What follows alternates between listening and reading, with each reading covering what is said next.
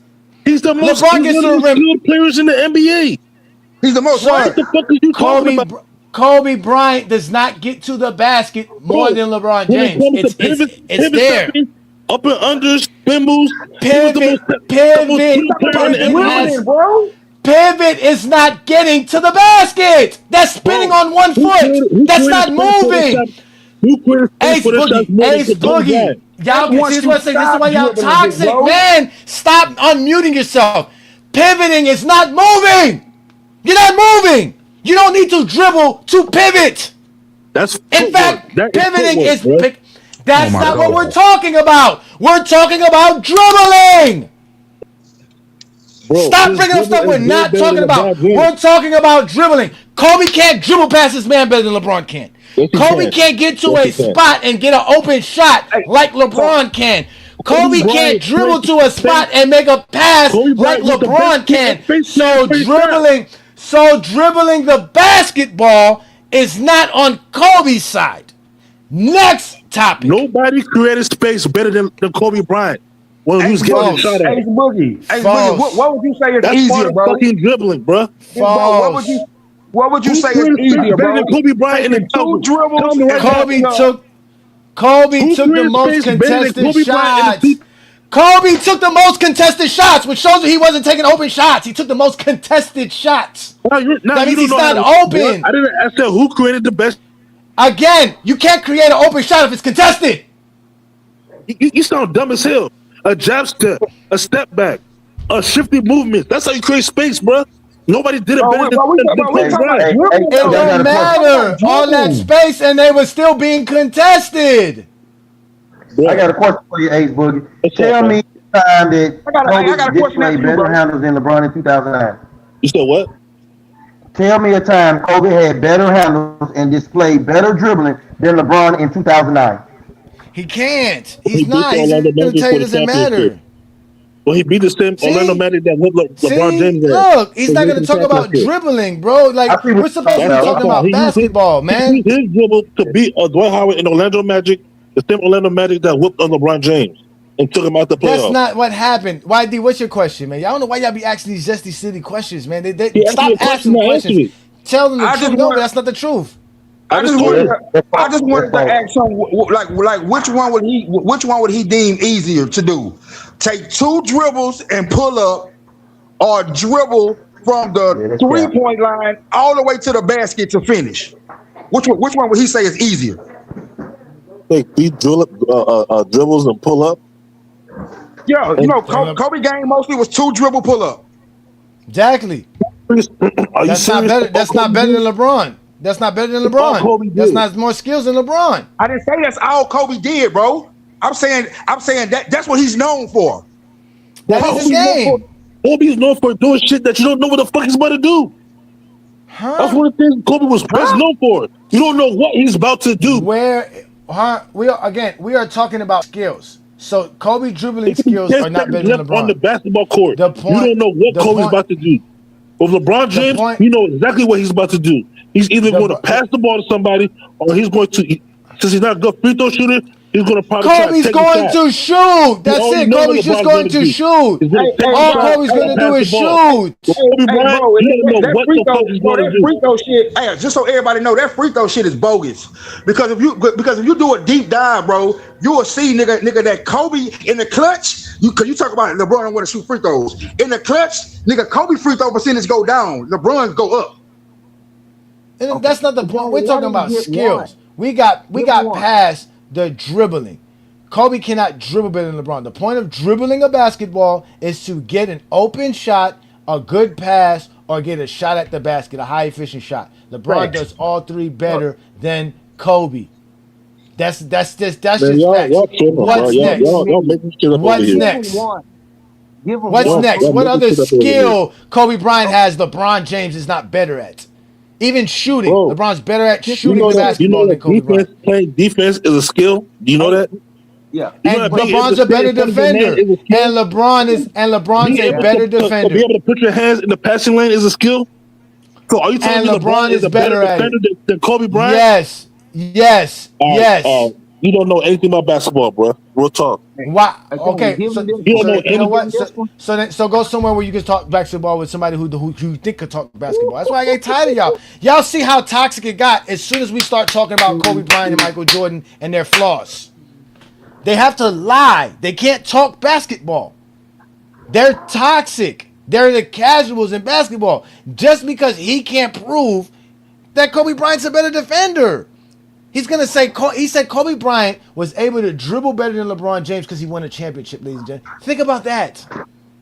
These are the conversations that they be trying to have.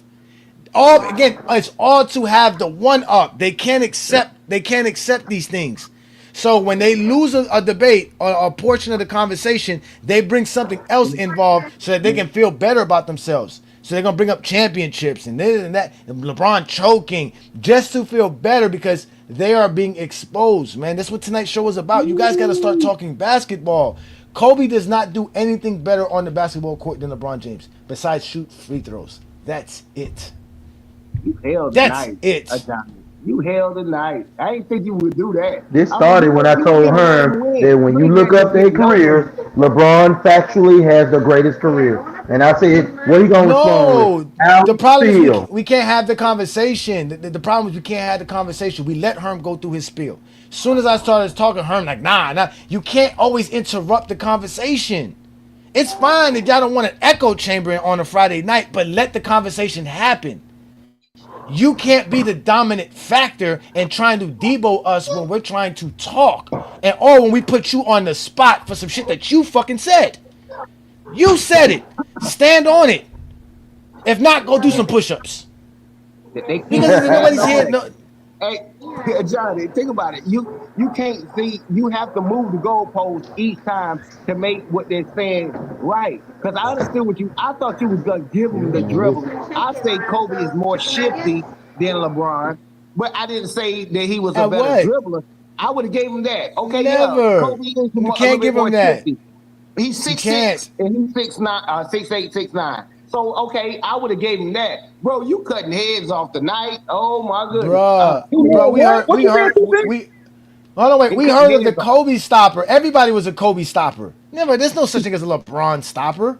There's nobody stopping LeBron one-on-one. LeBron dribbling around you. You can't stay in front of LeBron James. That means he can dribble.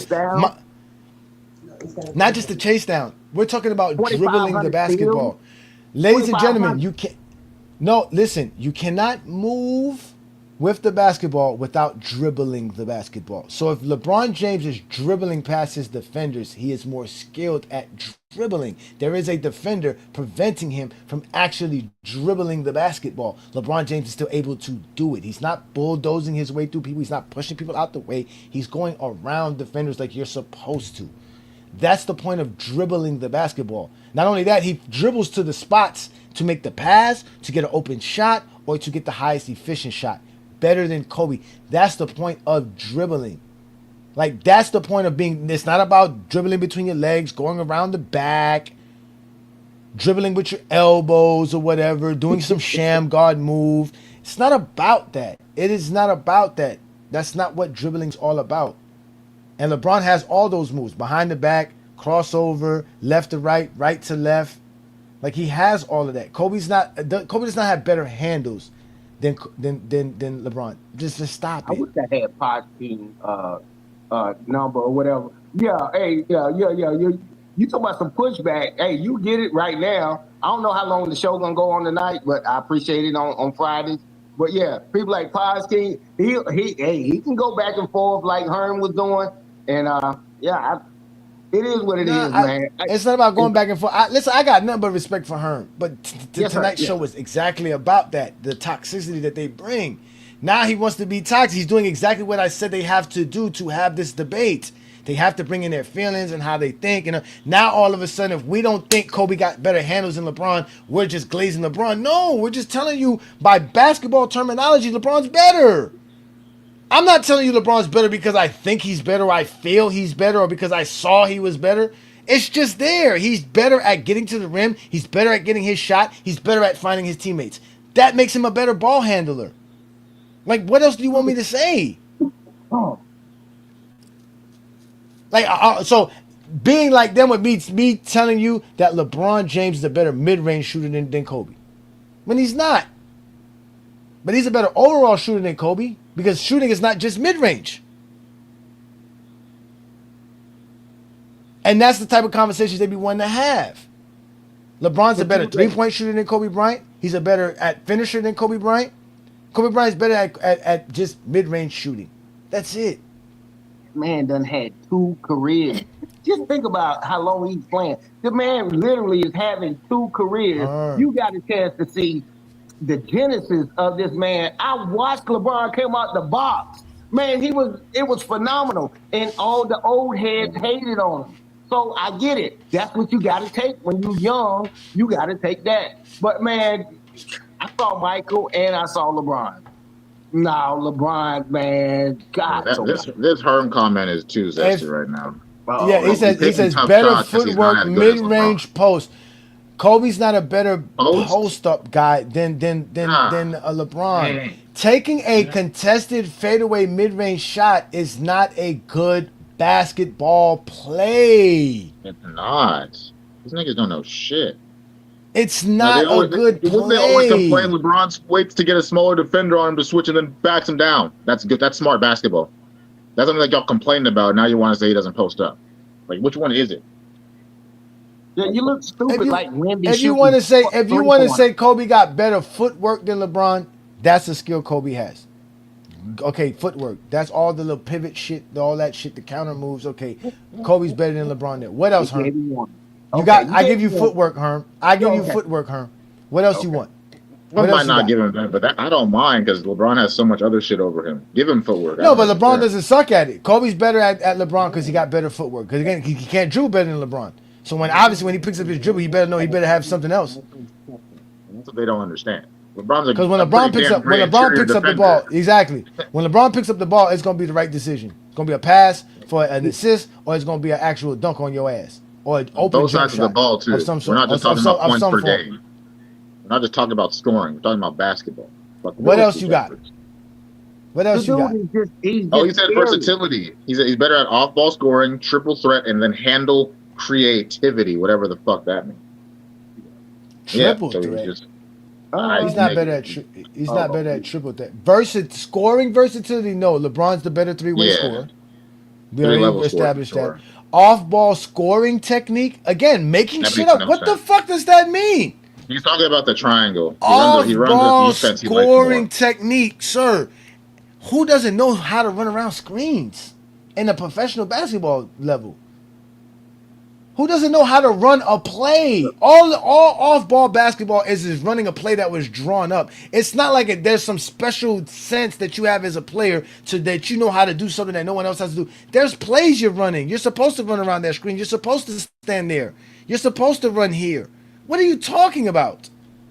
Nothing. Whole lot of nothing. LeBron's a bigger lob threat than Kobe Bryant. He's better to catch and shoot than Kobe Bryant. Better at getting to the basket. Triple threat. Triple threat is the footwork. We already talked about that. We gave Kobe the footwork. They already know this data. See, look, Did he just say off-ball? Oh my god! We say, hey, yes, he said off-ball technique, scoring, off-ball scoring technique. Yeah, that makes no sense. I don't know what film they be watching. He's not. Now we're talking about defense. Kobe could slide his feet better than LeBron. Defense is a part of athleticism.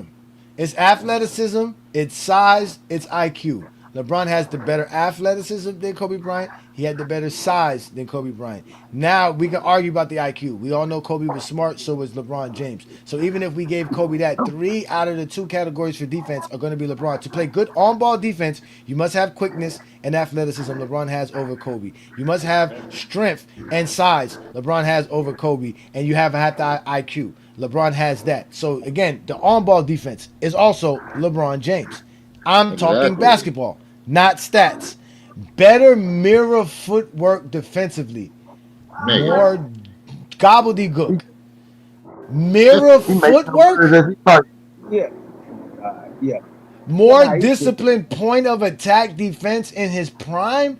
Again, this is worse than point of attack. What's he talking about? Point of attack is the same thing as on-ball perimeter defense, sir. A point of attack defender is playing on-ball perimeter defense. It's the same exact thing. Great defensive intensity, possession to possession. You mean stamina?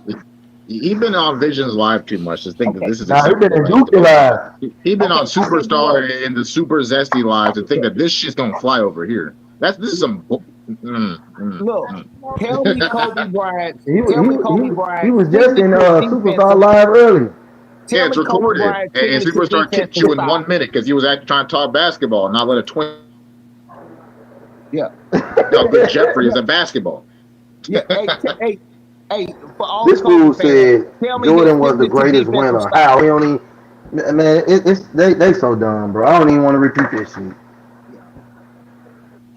And that shit, Herm is it's trolling, and crazy. it's sad because I really wanted to have this conversation with Herm. I thought we were really gonna be able to have this conversation tonight. You But should he make him started super trolling. chat to say that dumb stuff. I don't think he's trolling. This is how he feels. He's telling us how he feels. He don't want to talk basketball, so he's telling us his feelings. He said mirror footwork. I'm telling you, Mirror Herm be footwork? coming over. It's when you practice basketball in the mirror. That's what he's talking about. Herm In your said garage, it's not nobody true. looking.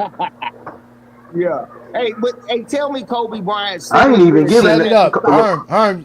Herm. Set it up. Let's show him how we can have this debate, so we can go. We can do this. I please bring up the same talking points. Please bring up mirror footwork. What was the other shit he brought up? What was the other shit he said? Let's go Please see say talking points. Please, Herm, set it up, Herm. Herm, it said mirror footwork. What else did you bring? What else did you bring to this? Great defensive intensity, possession by possession. I wonder how they measure intensity. I Bro, wonder how we just intensity watched is Rip measured in John, you basketball. joined us. We just watched Rip Hamilton drop 31 points in a 20-point blowout in the NBA Off ball. Finals on Kobe's head. Make sure you bring this phrase too. Off ball scoring technique.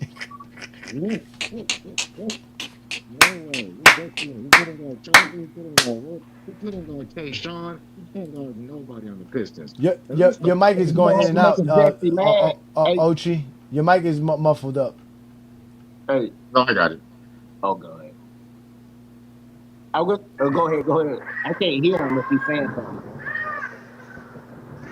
This is funny to me, man. Because again, I don't mind guys having their quote unquote feelings about the game as long as they establish that as that and just say, hey, this is how I feel, y'all.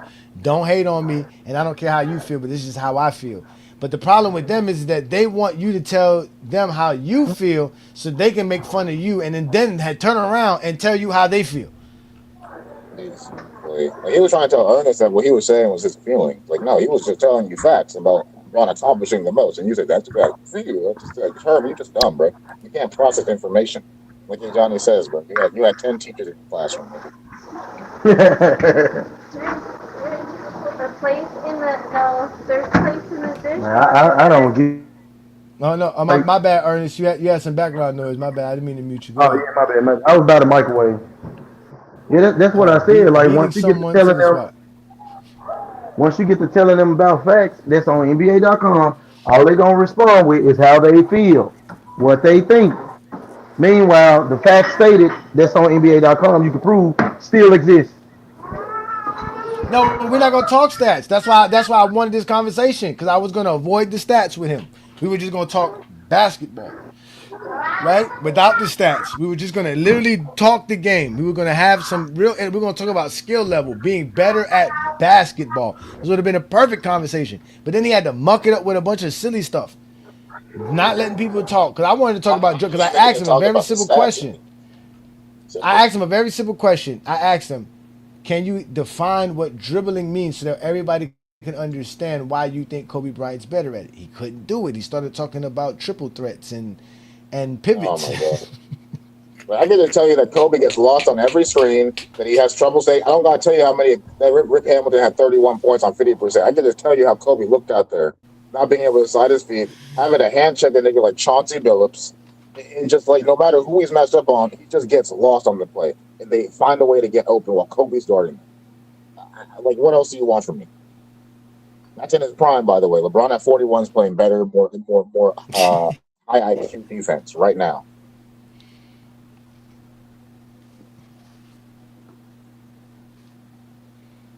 Damn, the Spurs got their butt kicked. I got a good one for you for the Zesty. But this for Kobe right now. Tell me the signature defensive stops that Kobe is known for. Because I already know what LeBron do. It kind of, because I'm old school, it pissed me off. Yeah, LeBron took the rings. Yeah, but I ain't no hater. See, that's the difference. I ain't no hater. I saw the man, he passed the torch, and it's a better man now. It is what it is. My dad don't sit on hate on me because I got a better job and I make more money than he ever made in his life type deal. You know, that's just hater stuff. Hater, With LeBron, what do you want? It's not. It's not. You want his chase down block on 2016 finals? You wanted it against Oladipo in 2018? Do you want the block on Tiago Splitter in 2013? Do you want him locking up Derrick Rose in the fourth quarter? Tony Parker? What do you want? What defensive? Hold on. You talking about who? You say Kobe? That's Kobe. Man, we ain't even got to talk. Just put the film on. No, I'm talking about what's Kobe Bryant's signature. All LeBron. LeBron way better defender. Yeah, no. Kobe don't have no signature defensive He style. was naming. I was like, wait a minute. He's talking Nope. about LeBron. He talking about LeBron. He's naming LeBron. Yeah, Kobe don't have has multiple. I know why Kobe don't even have one. Bro, I ain't crazy. You cooked on that. Yeah, I'm cool on that. I know where I'm at. I'm not at the Republican Party convention, and I'm a Democrat. Man, don't they ever get tired of repeating this stuff every day just to get proven wrong? Yeah. Damn. No, because they're obsessed with it. Get it? They're toxic. Yeah. It's toxicity, man. My talking point. I love it. That's why I come in. The all defensive first team was announced.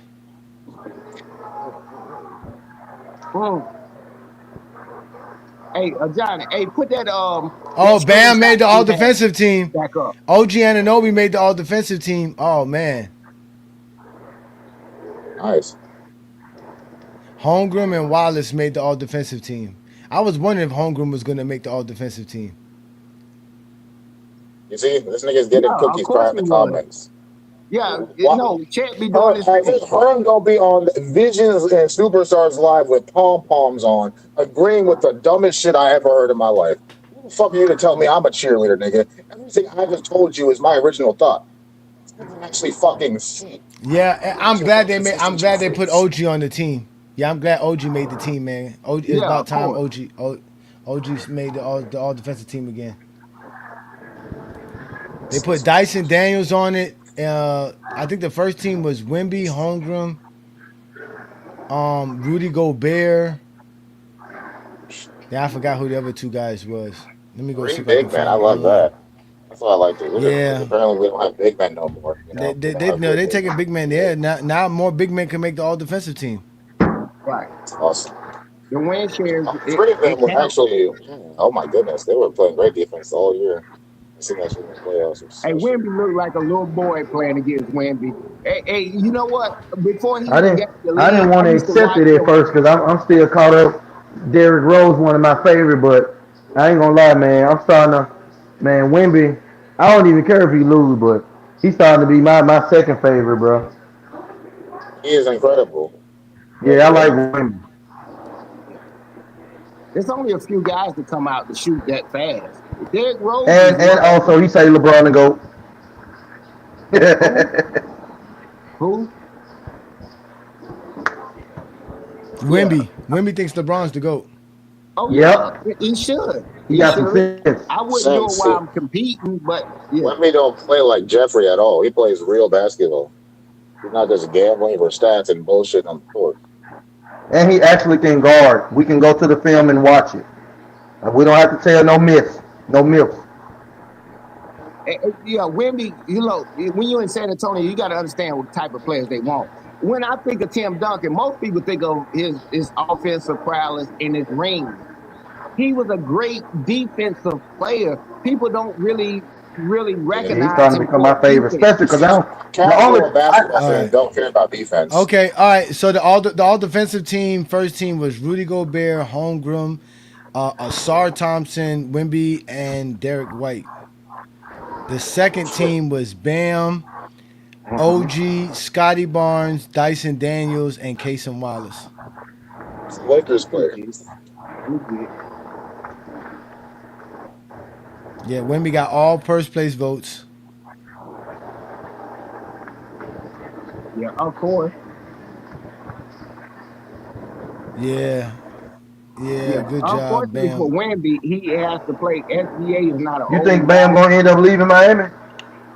Hell no. No? Stephen Castle just missed it. Amin Thompson just missed it. Tamari Kamara just missed it. Oh man, these guys were just short. Now Caruso, right? What Caruso at? Now Caruso didn't make it this year. He was nowhere to be found. Oh Caruso, no, he's such a great defender. Damn yeah, I casual. know, but he didn't make it this year. He didn't No, even make no, the I'm top being votes. sarcastic. Yeah, I'm like, yeah, they be putting him on Joker and Wemby and people. They I'm barely like, were yeah, he using him does a though. great job, but come on, man. Bam won the NBA Social Justice Champion Award. Yeah, I can't wait till they trade Bam to get him to a winning Hell no. organization. Stop talking about my Heat. We are a That winning was a joke. That was organization. a joke. But hey, that was a joke. Don't But I start with me, man. Don't start with my Heat, man. Yeah, man. I Damn. expect you. So Can you give me them courtside tickets in Miami, The bro? Heat are not Ain't as good messing with as the me. Los Angeles I Lakers. That's can't all I got to afford no say. courtside tickets, man. We be having Floyd Mayweather sitting courtside in Miami. I can't afford no seats on courtside. Hell no. You know somebody But that knows somebody. I can definitely afford them lower bowls though. I can definitely afford about 20 rows up. That's where I start right there. 20 rows up. Well, Trey was That's some good good in seats, though. Miami, Those are man. some good seats. That was a good seat. What you talking about, man? You still got to drop to get those seats. And y'all the only ones that when I be watching on a league pass. Man, y'all take forever to get in the stadium in Miami. What the hell is that? What's up with that? Yeah, Traffic. we don't show up. We don't show up to no event on time. We got a bunch of I, Caribbean people down here. yeah, Caribbean folks obviously don't show up nowhere on time. nowhere on Nowhere time. on time. So down here it's just for one we only have one major highway that could get us to the stadium. That's another thing too. It's not like there's multiple ways to get to the stadium. It's one highway. It's really a lot of traffic. It's hard to get into the city, and they put the damn stadium directly in the middle of the city, in the like deep into the city. So it's hard. Like once you, it's not like you just gotta get off the first exit. You still gotta drive through the city, find parking. It's hard, man. It's a lot of traffic, man, down here, and people are always late, man. People are always late. Again, people go to the clubs at 12 o'clock at night down here. People get ready to go Right. out at midnight. I remember my brother used to get ready to get dressed to go out at midnight. Like you going out right now? Yep. He would show up to the club Yep. at 1 o'clock in the morning. Literally show up at 1 o'clock in the morning. That's when the party starts. So that they call us fickle for it, but that's who we are, man. That's what we Yeah. always been. That's us. Yeah, it's an alienation. I was down there. I was like, damn, y'all paid $50 for parking to this. It's a different world. It's a different hustle. But yeah, Miami, Detroit, some places in New York, it's very different. And unless you talk to somebody that's been there or you did it yourself, you won't understand. You're like, nah, you lying. Like, no, Johnny, he's telling the truth. He's telling the exact truth on it. But I'm glad you speak truth on the channel. Well, that's what I'm here for. Like I said, I don't come here to tell people how I feel or express how I feel. That's what I started my YouTube channel to do. I had a thing called Ajani Speaks, and that was when I would tell people how I feel about what's going on in the world or what I thought about certain aspects. But I didn't do that because after a while I realized people don't really care what I gotta say. Who am I to have a bunch of people see and listen to what I gotta say? So I gotta be very shocking, right? I have to say some outlandish things to get people's attention. I'm not looking for attention, right? So if you're not interested in how I feel, I'm not gonna go around and just expressing how I feel just for the sake of it. But basketball was different. I was able to provide information on sense of basketball. That's why I started doing this, was to provide information that I thought nobody knew. And it come to find out that it's not that nobody didn't know this information, just that people were being bullied by Zesty Jeffries and they didn't know where to find this information. They didn't know where to come across this stuff. Because again, it was a very toxic world of basketball dudes just talking about how they feel. And when you get even LeBron fans come to you with they're telling you about how they feel. Nobody cares how y'all feel, bro. Nobody cares about how I feel, how you feel. Nobody shows up on any of these platforms to understand how you feel, bro. Unless you Zesty. And that's what the Zesties do. They look for each other to help each other, right? They look to have the same. I don't look for Ochi to think and act like Goat James Kingdom. Ochi does his own thing. I don't look for one boy to think and act like Goat James Kingdom. They do their own thing. We don't be sitting around here trying to dictate to these men how to be men. They are who they are, and we just talk basketball. That's the only thing we demand is you talk basketball. The rest of y'all can't do it.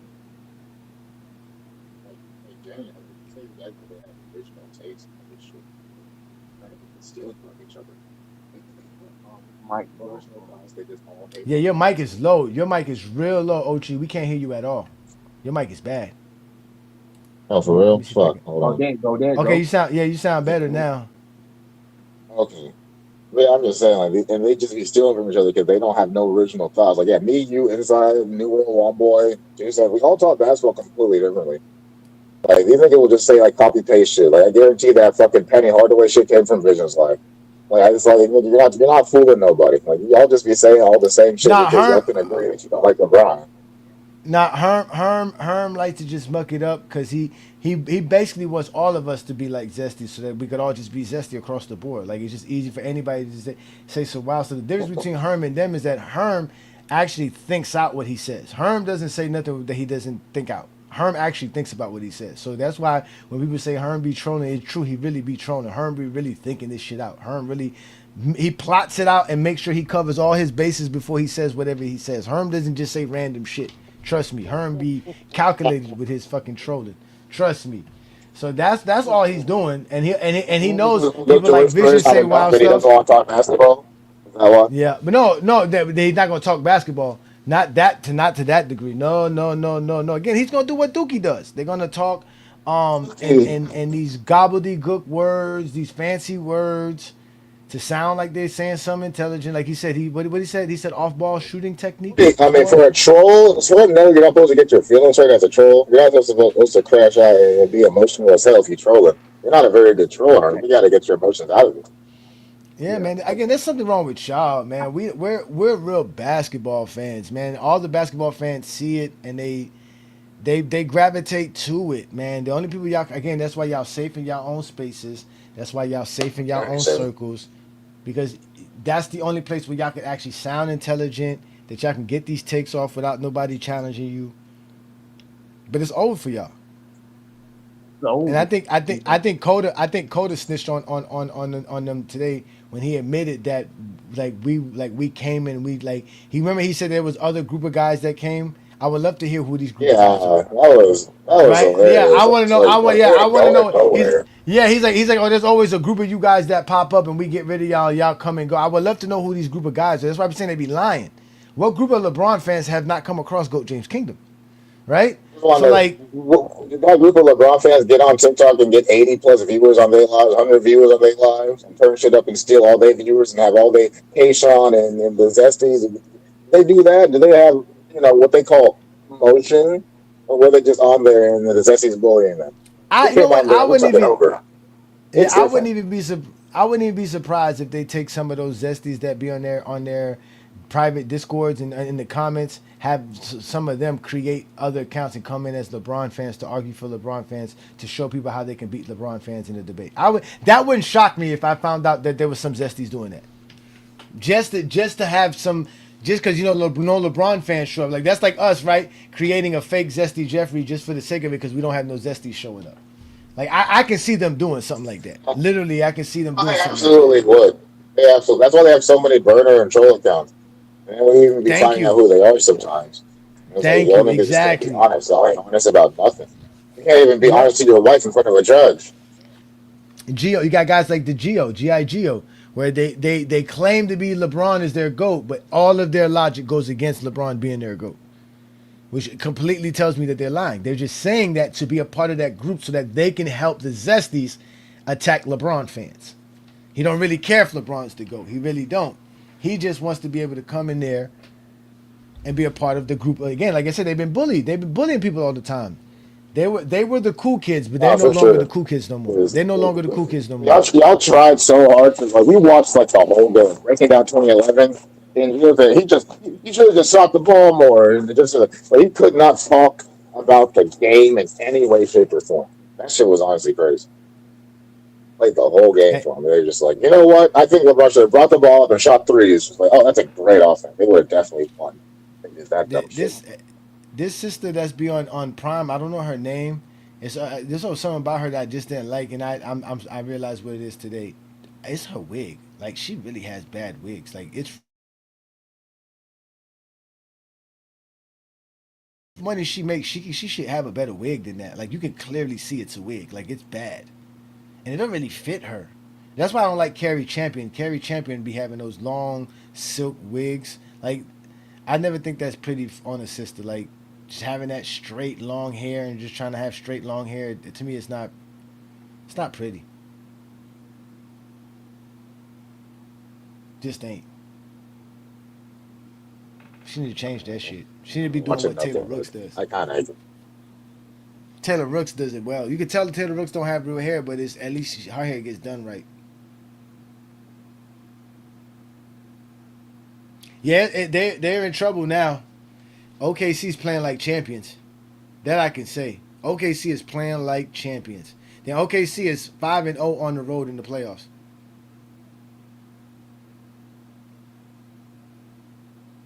But they've only lost one game, right? They only lost game one. That was it, right? They never lost no other game.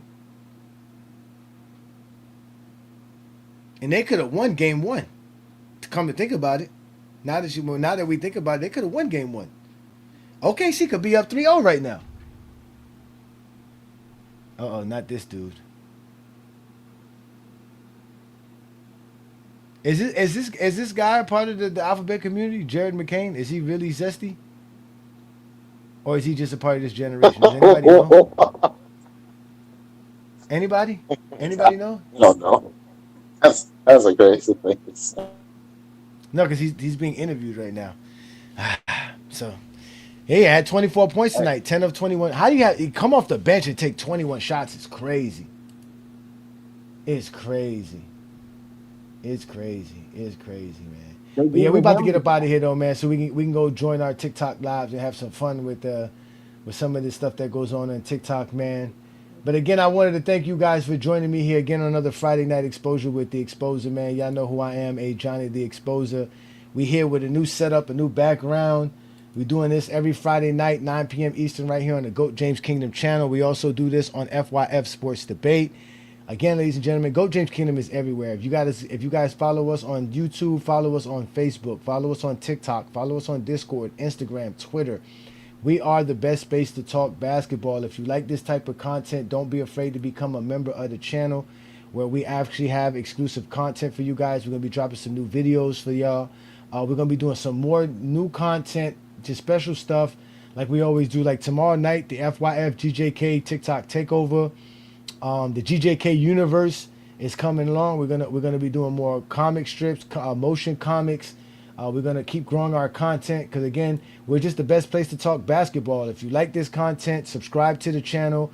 Check us out on Sundays, noon Eastern time, on the GOAT James Kingdom platform where B. Lee and I do the GOAT James Kingdom show. Again, we are the best space to talk about the GOAT debate, to talk about basketball, to talk about LeBron, Kobe, Mike, Russell, Wilt Chamberlain, Kareem, all the legends, all the greats, all in one spot.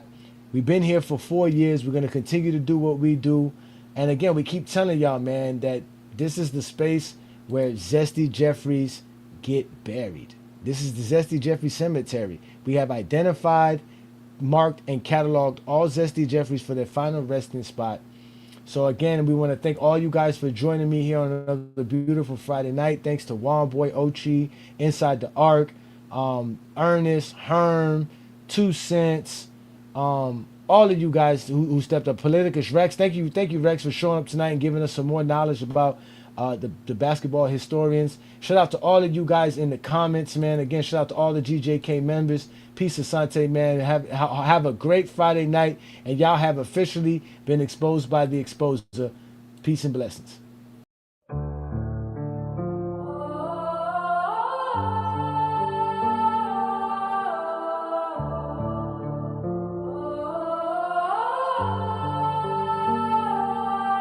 Jesse Jeffries living in a fantasy world, hating on the king, feeling the envy unfurled. Every time they see LeBron putting belt to ass, wishing they could just afford, but they're stuck in the past, trolling gold.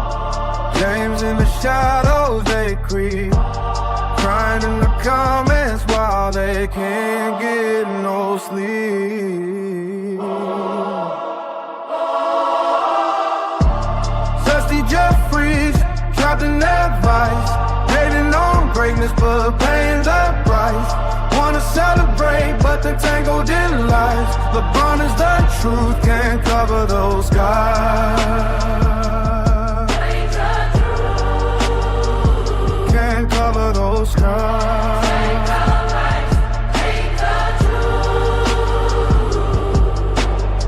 Every record broken, jealousy stings. More points, more rebounds, but what about the rings? There's the Jeffries yelling, leaving their pot on the floor. But deep down they know that LeBron's done more. Figure cows just to bring someone down. Wishing they could cheer for